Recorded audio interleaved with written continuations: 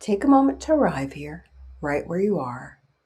Close your eyes and take one breath in for the part of you that has been told, directly or indirectly, explicitly or through 1,000 subtle messages, that you are too much. Hold it and exhale, knowing that is simply not the truth. Whether you've been told or felt you are too sensitive, too emotional, too loud, too intense, too needy, too big, too passionate, too deep, I want to say something clearly, and I need you to really hear it. You are not too much. You are exactly enough. And the people or experiences that made you feel like your fullness was a problem were simply unable to hold the magnitude of who you are.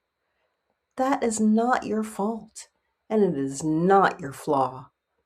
As you inhale, breathe in the truth of your own wholeness, all of you, every so called too much part of you, and let it be welcome here.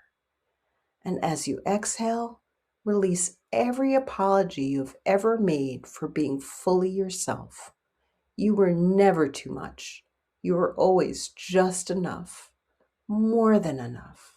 I am sending you so much love.